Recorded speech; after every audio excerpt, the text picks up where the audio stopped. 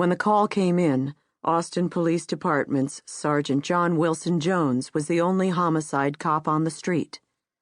That's how small and safe a city Austin was back then. Close to midnight on a Friday night, and Jones was it. When his mobile rang the first time, he was on the other side of town at Airport and Martin Luther King Boulevards, following up an earlier call, a guy who'd barricaded himself inside a building and was threatening to kill himself. Jones punched in. 2 fatalities, the dispatcher told him. Suspected arson, suspected homicide, looks like gunshot wounds. And he gave him the address. I can't believe it's yogurt. 2949 West Anderson Lane. Everything about that night was unusual, including the fact that 2 people had ridden out with Jones, a reporter and videographer from KTBC-TV, a local CBS affiliate doing a series on homicides in Texas. So far, except for a couple of weenie calls, the ride had been a bust. Nothing happens in Austin, the reporter complained. But never mind, they were heading to Houston the next day, where they'd surely score. Abandoning the would-be suicide, Jones cranked his unmarked sedan, switched on his lights and siren, and, once his riders were settled in the back seat, hit the ramp leading to the interstate. If working in law enforcement had taught him anything, it was that there was no such thing as a routine call, but this one sounded ominous. Crime in Northwest Austin was rare, murders all but non-existent, and in a frozen yogurt shop? In no time, the next call came in. They'd found another body. From the back seat, the cameraman videotaped John, dressed in dark pants, a black windbreaker, and a long-sleeved white dress shirt with pale green stripes, as he blazed north on I-35. After tonight, he will hang the shirt on a wall at APD headquarters, a symbol of homicide's determination to find the killers. When you see me wearing this shirt, he'd told the victims' families, you'll know the case is solved. It will remain on the wall for months. It hangs in his closet to this day.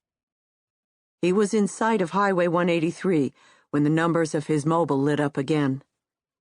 "Jonesy," said a cop on the scene. "Make that 4.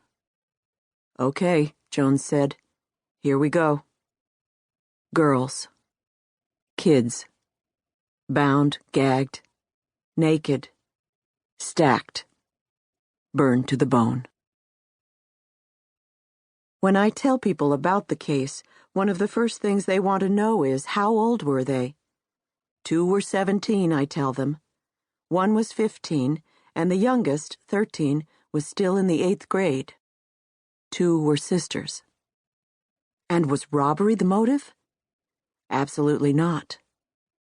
The next thing they ask is, was race an issue? Were the girls black? Latina? What about the suspects?